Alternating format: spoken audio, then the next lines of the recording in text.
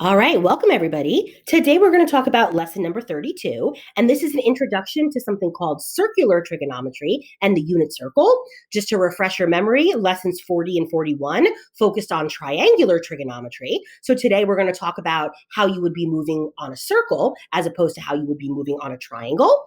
If you remember before break when I gave you that quick verbal survey of things you may or may not remember about trig, the majority of what we're going to talk about today were things that almost nobody either remembered or even knew. So I'm going to treat it as if it's brand new. And if you do happen to remember it for some reason, then that's just a bonus. So first, let's go ahead and kind of set the scene. You're used to having variables of x, but whenever you're talking about some angle that you don't know, we tend to use the theta instead of x. So don't be surprised if you see that variable all the time. And again, an angle theta represents rotation about a point. If we're going to be moving around a circle, we have to make sure that everybody is starting at the same exact spot. So we always have to start our angles in what's called standard position. So standard position means you're going to have the vertex of the angle at the origin. You're always going to have the initial side of the angle or the initial ray along the positive x-axis. And then you're going to turn through some angle and you're going to end up on what's called the terminal side or the terminal ray. Not only do we have to make sure that everybody is starting at the same spot, but we have to make sure that everybody is moving in the same direction. So from this point forward, anytime you start in standard position and then move counterclockwise, that is going to be considered a positive movement or a positive angle. And then from this point forward, starting from standard position, if you move in a clockwise fashion, that's going to be considered to be a negative angle. So just again, we have to make sure that everybody is starting at the same spot and everybody is moving in the same direction. Then once you turn through some angle, we want to find a way to classify that angle. So you basically define your angle based on the quadrant that they wind up in, or you would call it a quadrantal if it falls exactly on one of the axes. You might want to make sure you highlight that word, vocab word, quadrantal. For some reason, that seems to be one that people forget. So again, there are two different ways to measure angles. We've only been talking about degrees, and we're going to talk about those for the next couple of minutes. And if you're talking about degrees and you're talking about a circle, then hopefully, of course, you would think about 360. So if you would think about starting again in standard position, you would consider that you're pointing on the positive x-axis, and that would, of course, be 0 degrees. Then you're going to have some positive movement that is going to be in the counterclockwise direction. So again, let's say you're starting here, and then you start turning through some angle. Any value of an angle between positive 0 and positive 90 is going to drop you off in the first quadrant, in which case you'd be called a first quadrant angle. Let's say that you happen to stop exactly at 90. That would be called a quadrantal because 90 degrees is not actually in one of the four quadrants. Then quadrant 2 would be any angle between 0 and 180. 180 exactly would be another quadrantal. 180 to 270 would be the third quadrant. 270 would be a full quadrant, would be a quadrantal. And then again, anything from 270 to 360 would be quadrant 4. If you went the full 360, you'd wind up exactly where you started. And again, that would be a quadrantal. You can keep going. You can turn around as many times as you want, and you can also go in either direction. So what would that mean? What would that look like? We're going to talk about in a minute. But as of right now, we just kind of are setting the scene, again, to make sure that everybody is starting at the same spot, everybody is turning in the same direction, and everybody is being classified based on quadrant 1, 2, 3, 4, or a quadrantal. So the first type of question you might be asked to do is you're going to be asked to draw some angles. You're going to be asked to draw them in standard position. So again, that means you have to start facing the positive x-axis, and then you have to turn in the appropriate direction. We are going to do 3 examples, 215, 575, and negative 145. Now, as we draw these, we're not just going to draw them, willy-nilly. We're going to kind of be very exact and use a lot of detail. So again, anything that I write, you should be sure to write as well. So positive 215 degrees. Again, that implies that you're always starting on the positive x-axis. So I'm going to start all my angles on the positive x-axis. If you're going a positive 215 degrees, that means you are going to be moving in the counterclockwise direction. If you went 90, that would put you up at the top. If you went 180, that would put you at the next horizontal. You have to go 215, which means you have to go past 180. How far do you have to go past 180? You have to go 35 degrees. If you think of a quadrant as being 90 degrees, halfway through the quadrant would be 45. So that means you have to go a little bit less than 45. So you're going to give, again, a really reasonable estimation as to what you think that angle looks like. All the things that you have to draw in order for it to be perfectly acceptable are the following. So one, you have to make sure you show that it's starting facing the positive x-axis. You have to show that you turned in the positive direction, which is where the arrow comes from. And then again, you have to give a reasonable estimate for how far into the quadrant you are. And then not only are we going to leave it as such, but we're also going to indicate the fact that this angle here is 35 degrees. It's 35 degrees off of the horizontal, and that actually is really important, which we're going to get back to in a minute. So there's your first angle, 215. So now we're going to go ahead and draw angle number 2. Notice that angle number 2 is 575 degrees. So hopefully at first glance, you understand that that is more than just one full revolution. So the first thing we're going to do is we're going to indicate the fact that there's one full revolution. So starting from standard position, you're going to show that it goes all the way around. Then how much farther do you have to go? Well, if you already went 360, if you subtract 360 from 575, you're going to get 215 degrees. Well, that's handy because we already know exactly how far 215 degrees is. So after we indicate one full revolution, we're going to go again past the 90, past the 180, and then again to the same spot that we ended up the first time. Make sure you have that arrow there to show which direction you moved.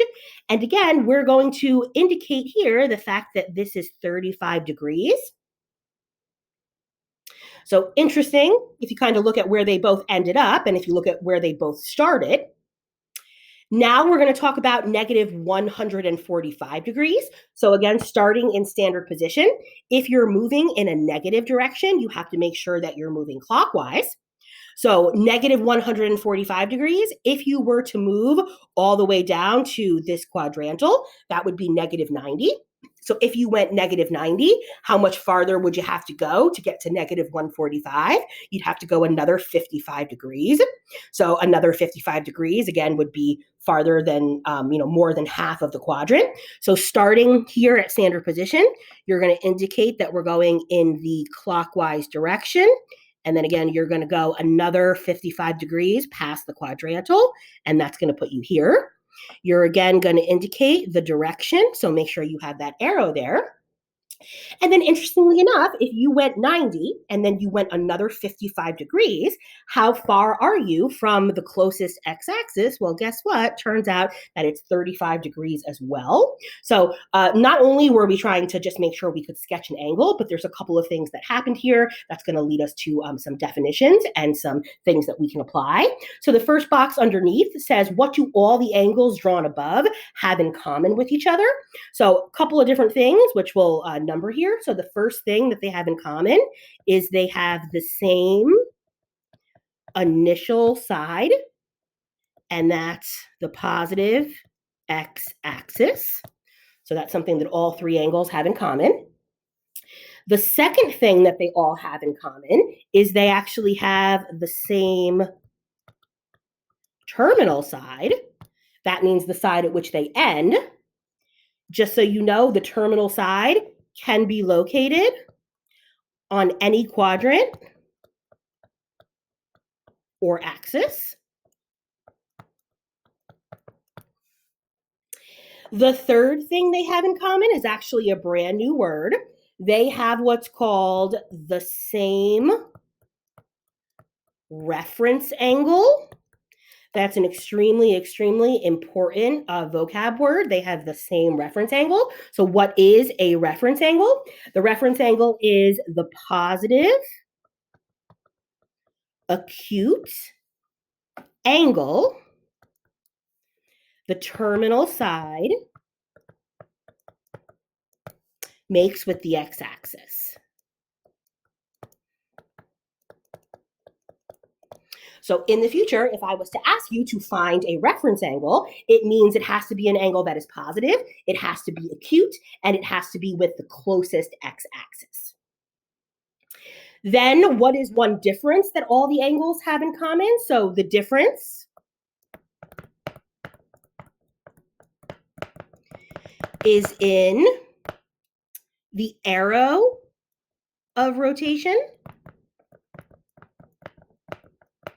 And there's actually two different things that tells us. So the difference is the arrow of rotation, which tells us two things. The first of which is it tells us the direction of rotation.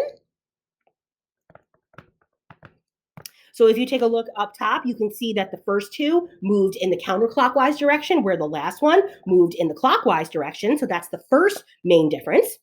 The second difference is how big the angle is. And so the way that we're going to kind of write that in a fancy way is the number of quadrants the terminal side passes through. So again, if you were to compare the first one to the second one, even though they're both positive and even though they wind up in the same exact spot, angle number 2 moves through more quadrants than the first one. So again, that is the main difference. What does that tell us? What can we do with that? Well, what that leads us to is the idea that those three angles are, again, what we would call coterminal angles. So another very important vocab word. And here we're going to go ahead and define what it means to be a coterminal angle. So coterminal angles are angles. Angles that terminate in the same position,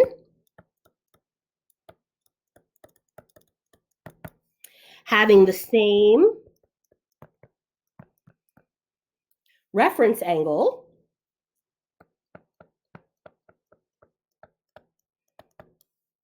but different arrows of rotation.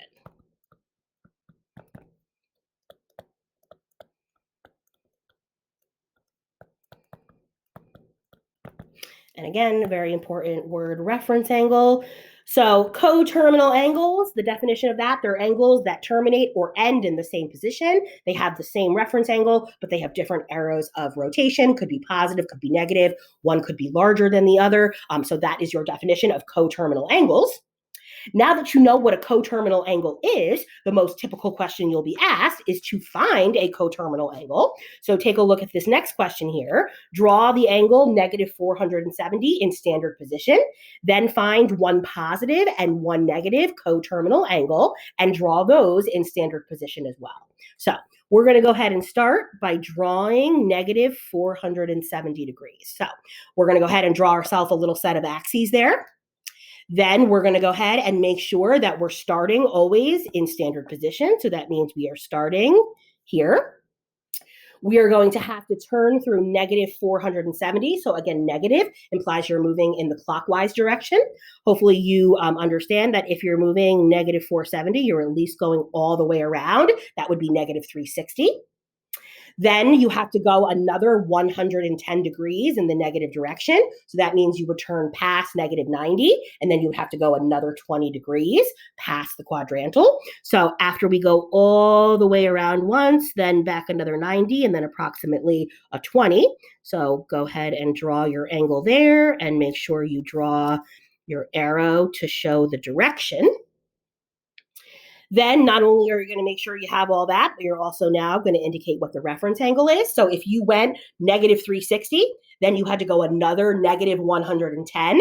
The reference angle is how big is the difference between the closest x-axis. And so that would be 70 degrees. Even though technically, if you were to continue turning, you would be going in a negative direction, it doesn't matter. You're always going to identify that value as being how far is it from the closest x-axis. And again, it always has to be positive and acute. So now that we've gone ahead and drawn that negative 470 in standard position, we're going to go ahead and find one positive and one negative coterminal angle. So if you want to find a positive coterminal angle, you basically want to add and subtract 360. If you're in degrees, you have to go all the way around in one of the directions in order to get back to where you started. So if you wanted to find a positive coterminal angle, and then you wanted to find a negative coterminal angle, well, perhaps the first thing you would do is you would take negative 470 and you would add one revolution, 360. If you were to do that, you would get negative 110 degrees.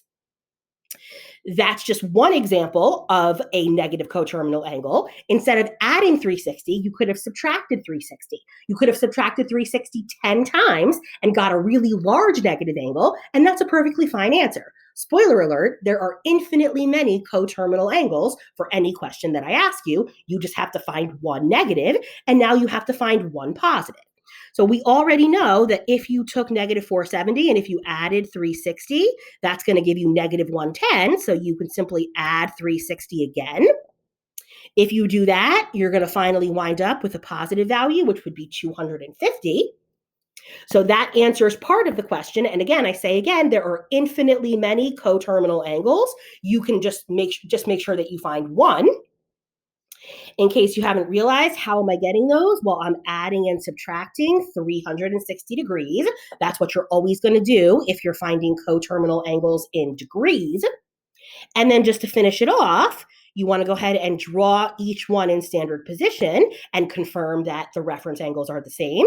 So 250 degrees, if you start in standard position, you would turn through 90, you would turn through 180, then you would have to turn through another 70 degrees.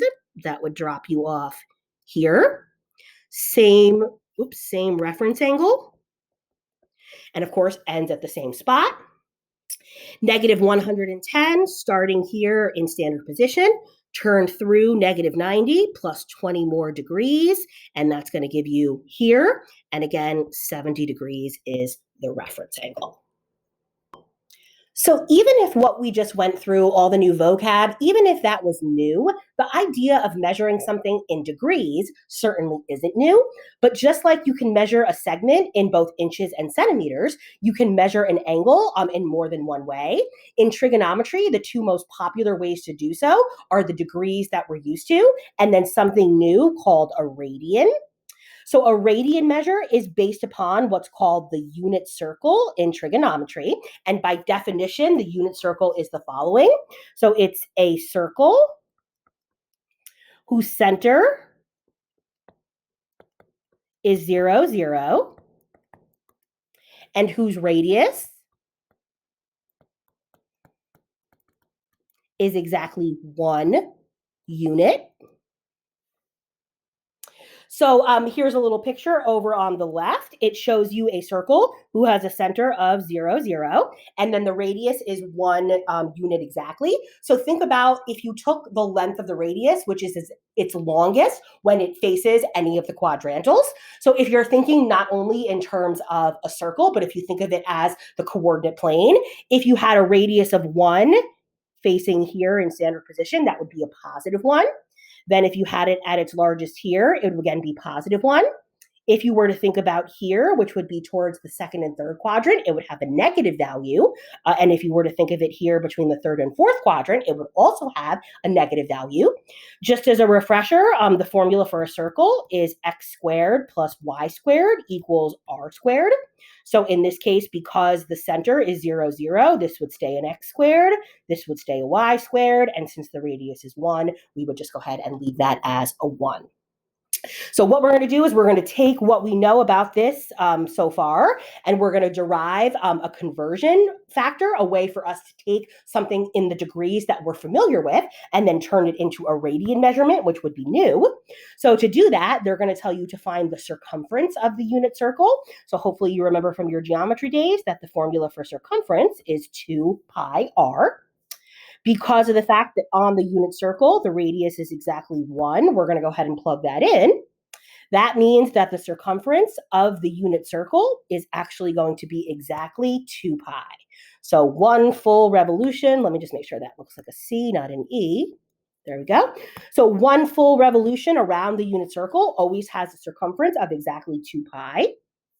Then we want to know, so if we had a full circle, which is 360 degrees, and if we were to multiply it by some mystery value, x, how would that correspond to b 2 pi? We now know that 1 full time around in degrees is 360, and we just found out that 1 full time around in radians is 2 pi. So we basically want to figure out, well, how do we get from one to the other? Well, 360 times some value x is equal to 2 pi. If you divide by 360, you get that x equals 2 pi divided by 360. If you go ahead and reduce that, you get that x is equivalent to pi over 180. And it turns out that that's the magic value that we need. That pi over 180 is going to be the conversion factor that's now going to let me convert any degrees to radians or any radians to degrees. So let's go ahead and formalize that. If you were trying to convert from degrees to radians, how would you do that? You would take whatever the degree measure was, you would multiply it times pi over 180, and that's going to give you the radian measure. Then you want to write an equivalent statement for how you would go back. So let's say that you were starting with a radian measurement. How would you turn it back into degrees? Well, you'd have to multiply by the reciprocal, which would be 180 over pi. And then that would turn you back into a degree measure. So what you have there is now a way to convert degrees to radians and radians to degrees. So we're going to go ahead and do that in the next 4. Just a little bit of a side note, if you're kind of asking yourself, what is a radian? I'm not really sure what that means. We're going to talk a lot more about what a radian is and what they are in the next coming lessons. For now, you just have to be able to convert from degrees to radians and back. So here in A, because we're starting off with a degree, 90, we're going to go ahead and multiply that times pi over 180. That would give me 90 pi over 180. You always want to leave your answer for now in terms of pi. So pi on the top and then 2 on the bottom. So a degree measurement of 90 is equal to pi over 2 radians. Negative 235 degrees, if you're trying to turn that into a radian measurement, you're again going to multiply by pi over 180. That's going to give you negative 235 pi over 180. You're going to reduce 235 and 180. You can divide both of those by 5, which is going to give you negative 47 pi over 36. And yes, you do always want to reduce those fractions. Then the final 2 ask you to go in reverse. So you're going to take 2 pi over 3, and you're going to multiply it by the reciprocal, which is 180 over pi. The pi's are going to cancel. Then you can reduce even further. So 3 goes into 180 60 times, which is going to leave you with 2 times 60, which is 120 degrees. And then for the final one here, you're going to multiply again by 180 over pi. So the pi's are going to cancel. Reduce by 6, that's going to give you a 30. 30 times negative 13 is negative 390 degrees. Make sure that if your problem starts negative, then your answer should be negative. If your problem starts positive, then your answer should be positive. And that's your first time converting from degrees to radians and then converting back. All right, and these last set of problems kind of asked us to put together the multiple topics that we've learned from today. So for the first one here, find one positive and one negative coterminal angle with negative 4 pi over 3 and draw them in standard position. Do this by first converting into degrees. So if I'm going to convert into degrees, I'm going to take negative 4 pi over 3. In order to convert that into degrees, I have to multiply by 180 over pi. I'm going to cancel the pi's. I'm going to reduce by 3. Negative 4 times 60 gives me negative 240 degrees. If you're trying to find coterminal angles in degrees, remember that you add and subtract 360 as many times as you need to until you find what they're looking for. So to find a positive coterminal angle, I'm going to take negative 240 and I'm going to add 360. That's going to give me one coterminal angle of 120. Then to find a negative, I'm going to do negative 240 minus 360, and that's going to give me negative 600. I say again, there are infinitely many coterminal angles. You could keep adding and subtracting 360 as many times as you want, but why not just make your life easier by trying to keep the numbers small? And then you're going to go ahead and draw each of those coterminal angles. So positive 120, that would start you off in standard position. Turn in the counterclockwise direction past the 90 and then 30 more degrees. So that would put you approximately here-ish. And then again, when you draw an angle, you should really always denote the reference angle, which is how far is it from the closest x-axis. So that would be 60 degrees. In order to do negative 600, you're going to start in standard position. You're going to turn all the way around for negative 360.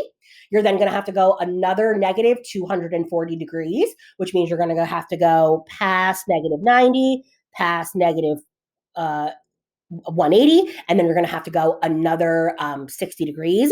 So that is going to end you up here. And then again, this is your reference angle of 60 degrees. And again, the reason why they're coterminal is because they end in the same spot and they have the same reference angle, even though in the first one, you're turning through a positive, smaller angle. And in the last one, you're turning through a much larger negative angle. Sorry, don't forget your arrows like I did. Then notice it's the same problem, but you're doing this without converting into degrees. So when you're doing coterminal in degrees, it's plus or minus 360. When you're doing them in radians, it's plus or minus 2 pi. So to find a positive coterminal angle, you're going to do negative 4 pi over 3 plus 2 pi. That's, of course, going to require you to add fractions, so common denominate. So negative 4 pi over 3 plus 6 pi over 3 is going to give you 2 pi over 3. Then to find your negative, you're going to do negative 4 pi over 3 minus 2 pi. Common denominate again, so negative 4 pi over 3 minus 6 pi over 3 is going to give you a negative angle of negative 10 pi over 3. So again, in radians, add and subtract 2 pi, and then always convert. So from here, you're going to want to go ahead and sketch those angles. So again, you can think of them in terms of, degrees or in terms of radians, basically because of the fact that we did plus 1 revolution to get to positive and minus 1 revolution to get to negative, the angles are going to look exactly the same as they did as the previous example in degrees. So when we turn through 2 pi over 3, that's going to drop us off here. Then when we turn through negative 10 pi over 3, that's going to drop us off, again, in the same spot that it did previously. So all the way around in the negative direction, and then back to quadrant 2.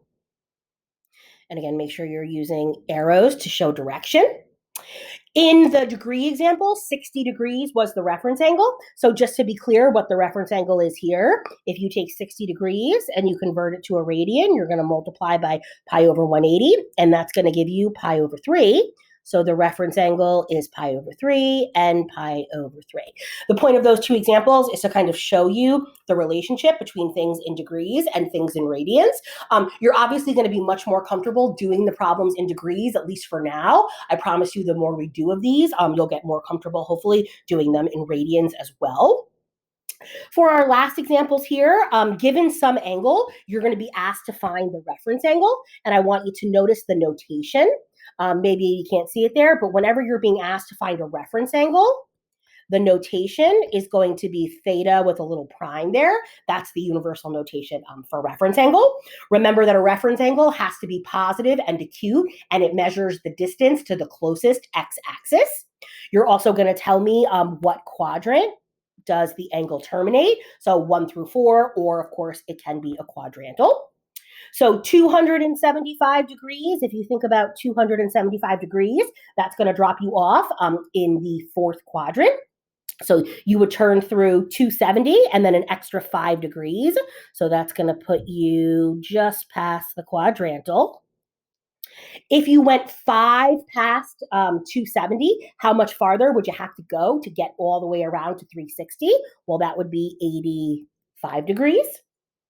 So basically, you would say that the reference angle is equal to 85, and theta terminates in quadrant 4.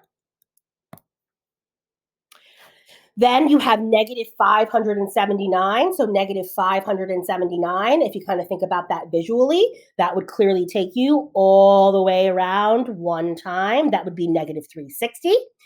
Then you'd have to go another negative 219 degrees. So that means you'd have to go to 180, and then you'd have to go another 39 degrees. So that's going to take you approximately here-ish. And again, make sure you're showing your arrow of rotation.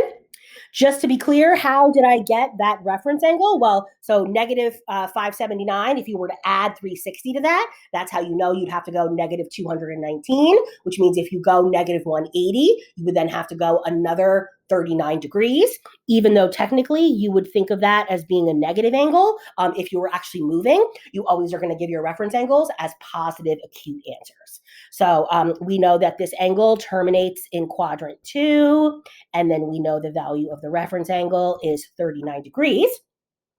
Then for these last two, these are in radians. So there will come a time where you can do all the calculations in radians without having to convert. If you're already at that point, great. For now, if you're not, convert to degrees and then convert back. If your problem is given to you in radians, you do have to give the answer in radians. So even if you convert along the way, you are going to have to convert back. So if you want to convert 13 pi over 6 to a degree measurement, you're going to multiply by 180 over pi, cancel the pi's, reduce by 6. 13 times 30 is 390 degrees. 390 degrees would be one full revolution, 360, plus an extra 30. So that is going to drop me off about here. So it clearly ends in quadrant 1. If you went 360 and then you had to go 30 more, so 30 is the measurement here, you again have to give your answer in radians. So if you want to convert it back, you would take 30, multiply times pi over 180, reduce the 30s, and that would give you pi over 6. Tomorrow we're gonna kind of talk about how you can much more easily, move around in the radian world, and then the most popular conversions. But for now, again, if you want to convert to degrees and then convert back, that should work just fine. Finally, let's go ahead and multiply by 180 over pi. So cancel the pi's. You can divide by 5, which gives you 36. So negative 3 times 36 is negative 108. That means that you are going to start here. You're going to turn through negative 90, and then you would have to turn through another 18 degrees. So that's going to put me about here-ish. So again, if you were to move through 90 and then you were to move another 18 degrees, how much farther would you have to go to get back to the closest x-axis? That would be 72 degrees. Then because you want to give your answer first, where does that end? So it's ending in quadrant 3. Then you want to find the reference angle. And in order to do that, you're going to want to take that 72 degrees, multiply by pi over 180. You can reduce each of those by 36. So that's going to give you a 2 and a 5, which means that 2 pi over 5 is going to be your reference angle. And again, you could write that as 2 pi over 5 and 72, just like here, you could write it as 30 or pi over 6.